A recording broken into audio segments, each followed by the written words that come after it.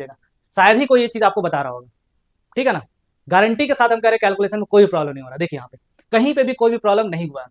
हम पहले ही पाई का वैल्यू अगर रख देते हैं ना, पहले ही अगर हम पाई का वैल्यू कहीं पे पुट कर देते स्टार्टिंग में ही, तो आपका कैलकुलेशन इतना टीडियस हो जाता है, इतना बेकार हो जाता है कि आप हो सकता है परेशान होकर छोड़ देंगे क्वेश्चन एग्जामिनेशन में, ठीक है। तो बिल्कुल एक चीज आपको क्या बोले, तो शायद ही आपने इस चीज को ध्यान दिया होगा, इस चीज को गौर किया होगा, ठीक है। अब जब पाई का वैल्यू यहाँ पे रखेंगे 22/7 पे क्या होता है, ये जो सर्कुलर बेस है ना, इतना पोर्शन क्या हो रहा है, कवर हो जा रहा है। तो इसलिए हम लोग क्या करेंगे, सबसे पहले टोटल सरफेस एरिया निकालेंगे, और ये जो सर्कल जो है ना, सर्कुलर बेस, ये तो कवर कर दे रहा है ना इसको, टोटल सरफेस एरिया में से ये सर्कुलर बेस तो कवर कर दे रहा। तो सर्कुलर बेस को माइनस करेंगे, और प्लस और कौन सा सरफेस हमको डायरेक्टली दिख रहा, तो इस हेमिस्फीयर का सीएसए हमको डायरेक्टली दिख रहा, और कोन का रेडियस सेम है। Hello dear students, welcome to my YouTube channel. तो सरफेस एरिया एंड वॉल्यूम के इस सीरीज में आज हमारा एक नया वीडियो होने वाला है, ठीक है।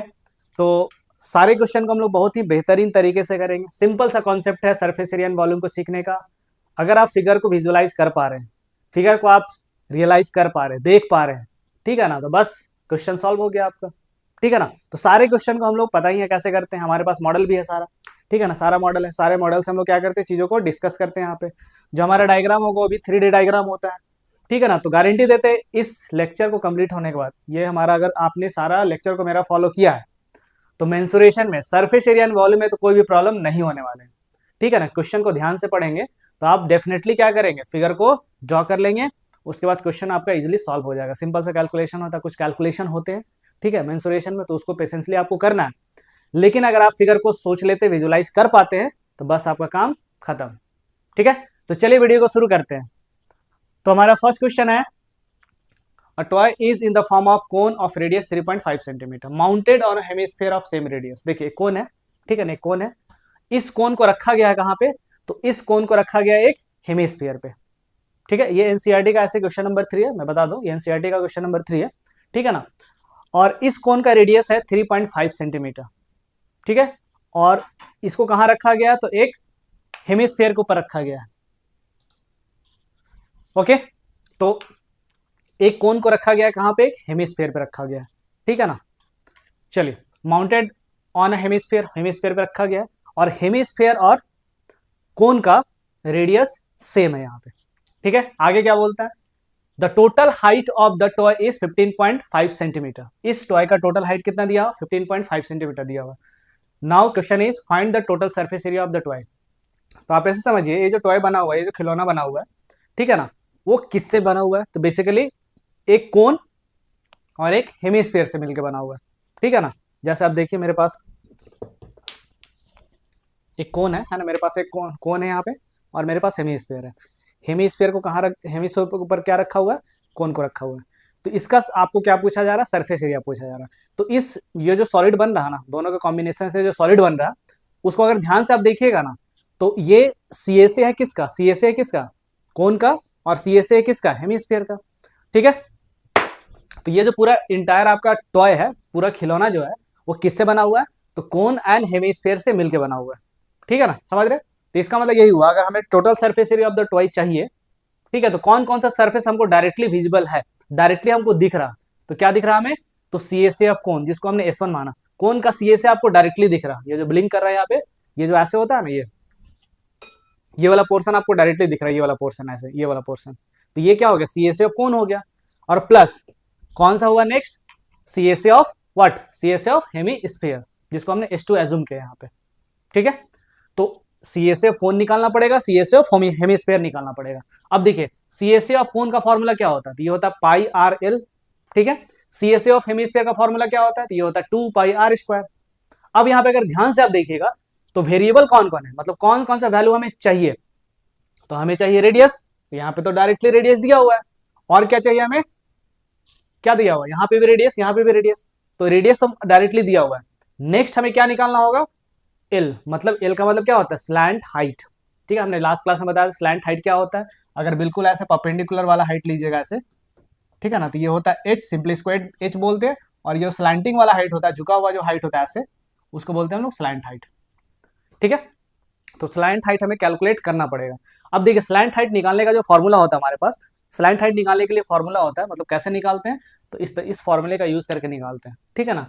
L equal to under root of R square plus H square, ये फॉर्मूला कैसे आता है हमने पहले एक्सप्लेन कर दिया है। सिंपली ये राइट एंगल ट्राइंगल फिर से बता देते हैं ये राइट एंगल ट्राइंगल है ना ये पूरा, तो इसमें ये रेडियस हो गया। तो पाइथागोरस थ्योरम अगर यूज करेंगे तो यहाँ से हो जाएगा L square equal to H square plus R square, hypotenuse square equal to perpendicular square plus base square. ठीक है, इधर से स्क्वायर हटाएंगे तो इधर हो जाएगा स्क्वायर रूट। ओके, तो इस तरह से ये रिलेशन आ जाता है। स्लैंट हाइट, रेडियस और हाइट के बीच में एक रिलेशन होता है, ठीक है ना। तो इस फॉर्मूले से आप निकाल सकते हैं। अब देखिए यहाँ पे रेडियस तो हमें मालूम है, लेकिन क्या हाइट ऑफ द कोन आपको मालूम है? नहीं मालूम है। हाइट ऑफ द कोन आपको नहीं दिया हुआ है यहाँ पे डायरेक्टली, तो कैसे करेंगे फिर? तो हमको पहले क्या कैलकुलेट करना पड़ेगा यहाँ पे? तो हमें कैलकुलेट करना पड़ेगा इस कोन का हाइट, और वो जो एच निकल के आएगा हाइट ऑफ द कोन यहाँ पे यूज कर लेंगे। तो यहाँ पे जब आप पुट कीजिएगा तो एल का वैल्यू मिल जाएगा। ठीक है, सही है। चलिए, तो यहाँ पे ये वाला हाइट आपको कैलकुलेट करना पड़ेगा। कैसे निकालेंगे? तो पहले ही हमने बताया था। क्या बताया था पहले हमने? तो हमने बताया था कि ये जो अगर इस हेमिस्फीयर का अगर हाइट हम बोलेंगे ना, हाइट क्या होगा? ये वाला हाइट, ये वाला हाइट। ठीक है, तो ये किसके इक्वल होगा? तो रेडियस ऑफ द हेमिस्फीयर के बराबर होगा। ठीक है ना। तो हेमिस्फीयर में क्या होता है? रेडियस किसके बराबर हो जाता है? तो हाइट के बराबर हो जाता है। हाइट मतलब ये वाला पार्ट, ये वाला पार्ट। ठीक है ना। और इतना ही तो ये है ना, इतना ही। अगर इस चीज को हम मार्क करें तो ये क्या आपका, यही तो आपका रेडियस है, यही तो आपका हाइट है या फिर रेडियस है। किसका हाइट? इस हेमिस्फीयर का हाइट। ओके, तो ये कितना होगा? 3.5। तो इस पूरे में से अगर हम 3.5 इतना पोर्शन को हटा दें तो क्या बचेगा? यहां से लेकर यहां तक बचेगा। और ये एक्चुअली में है क्या? तो ये है कोन का हाइट। सिंपल है, तो बस कैलकुलेशन कर लेना है। ठीक है ना, सही है। तो चलिए, हाइट ऑफ द कोन क्या हो जाएगा? तो height of the vessel plus height of the hemisphere. Okay, height of the vessel यहाँ पे दिया हुआ है, पूरे वेसल का हाइट है 15.5 सेंटीमीटर, ये दिया हुआ है। ठीक है, minus height of the hemisphere that is 3.5, ये वाला पार्ट। ठीक है ना, हाइट ऑफ द हेमिस्फीयर 3.5। जब आप कैलकुलेशन करेंगे तो ये निकल के आता है 12 सेंटीमीटर। तो इस कोन का हाइट निकल के आ गया कितना? तो इस कोन का हाइट निकल के आ गया 12 सेंटीमीटर। एच का वैल्यू आ गया। अब इस एच का वैल्यू हम क्या करेंगे? यूज करेंगे। किस लिए? एल फाइंड करने के लिए, स्लैंट हाइट निकालने के लिए। ओके, चलिए, तो हमारे पास रिलेशन आया था स्लैंट हाइट के लिए। क्या रिलेशन आया था? तो under root of R square plus H square. Okay, तो आर का वैल्यू यहाँ पुट कर देना है, एच का वैल्यू यहाँ पे पुट कर देना है। तो आर का वैल्यू यहाँ पे था 3.5, तो 3.5 का स्क्वायर करेंगे plus H square that is 12 square. ठीक है, 3.5 का स्क्वायर करेंगे तो ये निकल के आएगा 12.25, और ये आ जाएगा 12 का स्क्वायर 144। आपको मालूम होगा जिस नंबर के लास्ट में 5 होता है, जैसे 35, और इसका स्क्वायर करना चाहते हैं तो कैसे करते हैं डायरेक्टली? तो इस 3 को एक बढ़ाइए, तो 3 में एक जोड़िएगा तो 4 हो जाएगा। इस 4 को और इस 3 को मल्टीप्लाई करिए, 12 हो गया, और लास्ट में क्या लिख देना? 25, यही आंसर हो जाता है। ठीक है, जैसे एग्जाम्पल के लिए 45 अगर होता 45, तो 4 को एक बढ़ाएंगे तो 5 होगा, इस 5 और इस 4 को मल्टीप्लाई कर दीजिए, 20 हो गया, लास्ट में 25 लिख दीजिए। अगर इसका स्क्वायर करेंगे तो 2025 आ जाएगा। तो इस तरह से कुछ कुछ डायरेक्ट कैलकुलेशन आपको करना सीखना। ठीक है, कहीं कहीं बीच में आएगा तो हम बता देंगे ऐसे। ओके, अब इन दोनों को जोड़ेंगे तो ये निकल के आता है 156.25। ठीक है, अब इसका स्क्वायर रूट करेंगे तो ये आ जाएगा आपका 12.5। स्क्वायर रूट कैसे निकालते हैं आपको मालूम होगा। ठीक है, हाँ, तो ये निकल के आया कितना? तो ये निकल के आया आपका 12.5 सेंटीमीटर। ठीक है, सही है। चलिए आगे बढ़ते हैं। तो सरफेस, अब हमारा क्या निकल गया? सरफेस स्लैंट हाइट निकल गया। तो surface area of the cone अगर हम निकालते हैं तो उसके लिए फॉर्मूला क्या होता है? तो ये होता है पाई आर एल। ठीक है, तो ये हो जाएगा, पाई को पाई ही छोड़ देते, बाद में वैल्यू पुट कर देंगे। रेडियस का वैल्यू यहाँ पे दिया हुआ 3.5 सेंटीमीटर, उसको हमने यहाँ रख दिया, इनटू स्लैंट हाइट का वैल्यू हमारे पास निकल के आया था ये 12.5। जब आप मल्टीप्लाई करेंगे तो यहाँ पे निकल के आ जाएगा 43.75 पाई सेंटीमीटर स्क्वायर, क्योंकि एरिया निकाल रहे हैं तो सेंटीमीटर स्क्वायर होगा। ओके, अब आते हैं हम लोग CSA ऑफ हेमिस्फीयर। तो ये फॉर्मूला होता है 2 पाई आर स्क्वायर। तो 2 into pi into R square, R मतलब 3.5, इसका स्क्वायर करना है। तो 3.5 का स्क्वायर मतलब क्या होता है? 3.5 इंटू 3.5। इसको आप कैलकुलेशन करेंगे तो ये निकल के आ जाएगा 24.5 पाई सेंटीमीटर स्क्वायर। ठीक है, अब बात करते हैं total surface area of the toy क्या होगा। तो दोनों का एरिया को ऐड कर देना है। तो total surface area of the toy हो जाएगा आपका CSA of cone that is S1 plus CSA of hemisphere that is S2। तो S1 का वैल्यू निकल के आया था, यहाँ पे देखिए S1 का वैल्यू निकल के आया था 43.75, और प्लस S2 का वैल्यू निकल के आया कितना? 24.5 पाई। ठीक है, दोनों को आप ऐड करेंगे तो ये हो जाएगा 68.25 पाई। अब पाई का वैल्यू यहाँ पे रख देना है। तो पाई का वैल्यू 22/7 यहाँ पे पुट कर देना है। यहाँ पे वैल्यू पाई का नहीं दिया हुआ, अगर नहीं दिया रहेगा तो आपको 22/7 ही पुट करना है। ओके, चलिए, अब 7 से ये डिवाइड हो जाएगा, तो जब 7 से आप इसे कट करेंगे तो ये हो जाएगा 9.75। ओके, 9.75 इंटू 22 जब आप मल्टीप्लाई करेंगे दोनों को, ठीक है, तो ये निकल के आता है 214.25। अंडरस्टूड। चलिए, तो इसमें कोई दिक्कत नहीं होना चाहिए। अगर प्रॉब्लम है तो वीडियो को रिमाइंड करके देख लीजिए, कुछ भी ऐसा चीज नहीं है जो आपको समझ में नहीं आएगा। ठीक है, चलिए बढ़ते हैं नेक्स्ट क्वेश्चन की तरफ। तो total surface area of the toy आ गया आपका 214.25, नॉट 25, 25 सेंटीमीटर स्क्वायर। ओके, चलिए नेक्स्ट क्वेश्चन। अब देखिए नेक्स्ट हमारा क्वेश्चन है, ये question number 4 from NCERT of exercise 12.5। NCERT का 12.5 का क्वेश्चन नंबर 4 है ये, ठीक है ना। क्या है, a cubical block of side 7 centimetre. देखिए ये क्यूबिकल ब्लॉक है, इसका साइड दिया हुआ, देखिए साइड कितना दिया हुआ, 7 सेंटीमीटर ये साइड दिया हुआ, साइड दिया हुआ, ठीक है ना।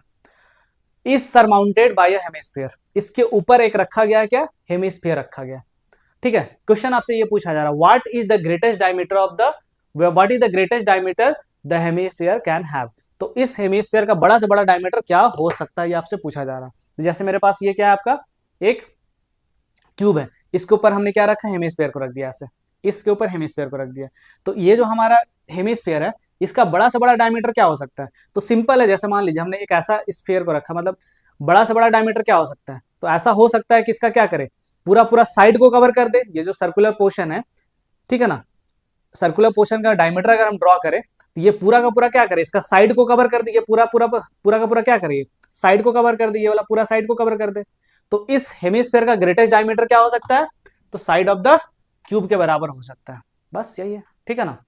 तो greatest diameter equals to side of the square, और वो कितना दिया हुआ आपका 7 सेंटीमीटर ऑलरेडी दिया हुआ है, ठीक है ना, समझ रहे हैं। तो इस हेमिस्फीयर का कितना डायमीटर आ गया, इस हेमिस्फीयर के लिए डायमीटर आ गया आपका 7 सेंटीमीटर, ठीक है। फिर आपके बाद आपसे पूछा जा रहा है, what is the surface area of the solid, इस सॉलिड का सरफेस एरिया क्या होगा। तो सिंपली अगर जब भी सरफेस एरिया निकालना हो ना, तो सिंपली आपको ये सोचना है, सिंपली सोचना है कि भाई साहब इसमें कौन कौन सा सरफेस हमको डायरेक्टली दिख रहा, कौन कौन सा सरफेस हमको डायरेक्टली दिख रहा, जो छुपा हुआ उसका बात नहीं कर रहे हैं, जो डायरेक्टली आपको दिख रहा।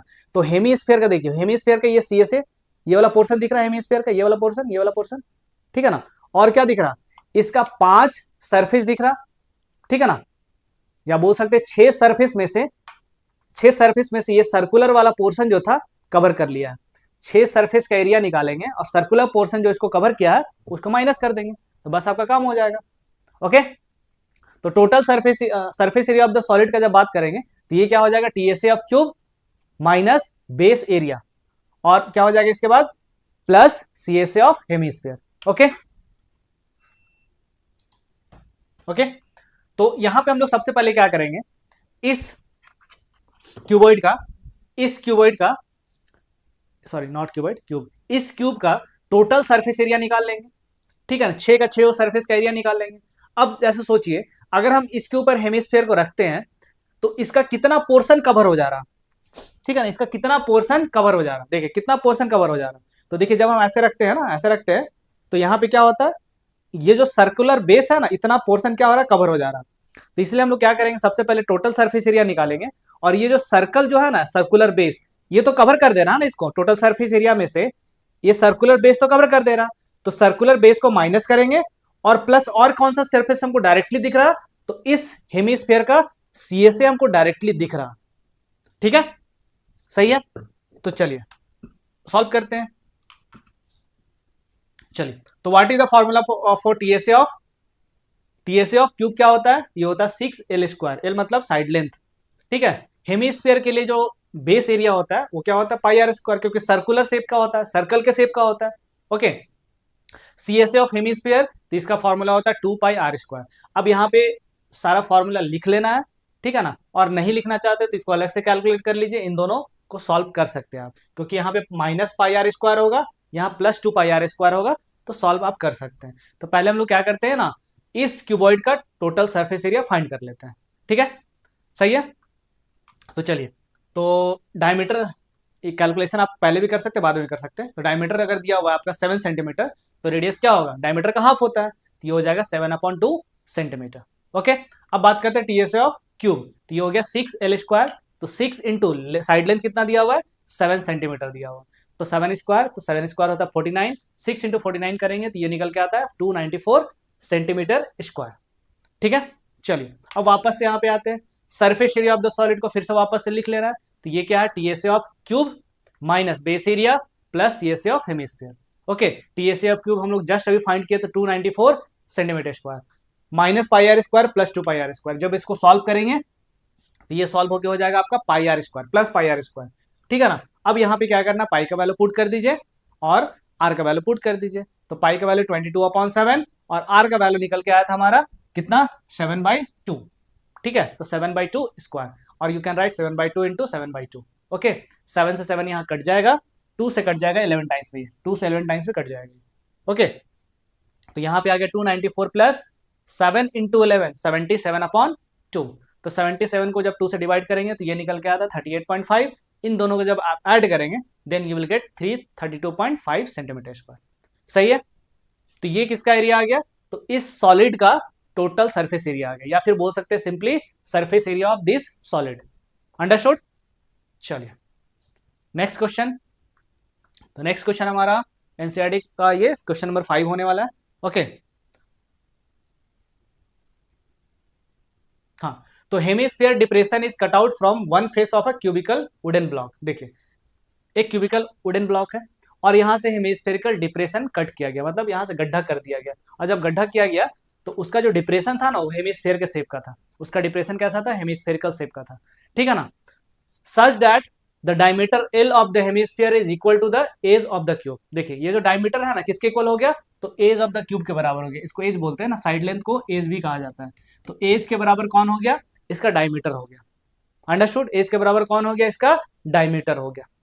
ओके, तो determine the surface area of the remaining solid, मतलब डिप्रेशन निकालने के बाद ये जो पीला वाला पोर्शन दिख रहा है ना, ये समझ लीजिए हटा दिया गया काट करके, ये काट करके हटा दिया गया है, ठीक है ना। जब झांक करके देखिएगा तो आपको क्या दिखेगा, CSA ऑफ हेमिस्फीयर दिखेगा। आप सॉलिड को लीजिए ऐसे देखिए तो क्या दिखेगा आपको, हेमिस्फीयरिकल डिप्रेशन आपको दिखेगा।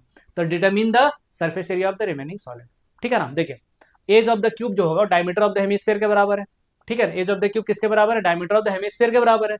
तो diameter edge of the cube कितना दिया हुआ था, तो वो दिया हुआ था L। ओके, या फिर बोल सकते हैं डायमीटर कितना दिया होता है L, तो एज ऑफ द क्यूब क्या हो जाएगा, वो भी L हो जाएगा। ओके, अब हमें मालूम है कि रेडियस क्या होता है, डायमीटर का हाफ होता है, तो रेडियस क्या हो जाएगा, L/2, रेडियस हो जाएगा आपका L/2। Okay, surface area of the solid हमें निकालना है, तो देखिए surface area of the remaining solid क्या होगा, ठीक है ना। तो सोचिए ऐसे थोड़ा, अगर हम surface area of the cube निकालते हैं, surface area of the cube निकालते हैं तो ये पूरा सरफेस का एरिया हमने निकाल दिया। जैसे मान लीजिए मेरे पास क्या है, क्यूब है, तो इस क्यूब का हमने सारे सरफेस का एरिया निकाल दिया, सारे सरफेस का एरिया निकाल दिया, ठीक है ना। अब क्या करेंगे यहाँ पे, अब क्या करेंगे, तो देखिए यहाँ पे माइनस करेंगे क्या, ठीक है ना, हेमिस्फेरिकल टॉप, ये जो दिख रहा है ना ऊपर वाला हेमिस्फेरिकल टॉप, समझते हैं ना। हेमिस्फेरिकल टॉप को क्या करेंगे, यहाँ पे माइनस करेंगे। क्यों माइनस करेंगे, ठीक है ना, क्यों माइनस करेंगे हेमिस्फेरिकल टॉप को, क्योंकि यहाँ पे डिप्रेशन जो क्रिएट हो रहा है ना, वहां पे क्या हो रहा है, देखिए ऐसे समझिए, यहाँ जो ये जो फेस है ना, यहाँ से एक सर्कल जो बन रहा था ना, सर्कल जो बनेगा, सर्कल टाइप का जो बनेगा वो तो यहाँ से हट गया ना। जैसे मान लीजिए, हम कैसे समझाए इसको, ऐसे समझिए, देखिए let me draw diagram here. देखिए यहाँ पे क्या हो रहा है ना, जैसे इतना, देखिए इतना दूर का अगर सर्कुलर डिप्रेशन हमने किया है तो इतना दूर का सर्कुलर पोर्शन क्या हो गया, हट गया ना यहाँ से। देखिए यहाँ से आपको दिखना नहीं रहा होगा, चलिए ये फिर से हम ड्रॉ करते हैं। यहाँ पे ऐसे हमने सर्कल जो बनाया ना, ये सर्कल तो यहाँ से हट गया ना, तो ये दिख रहा होगा थोड़ा सा, ये सर्कल तो यहाँ से हट गया।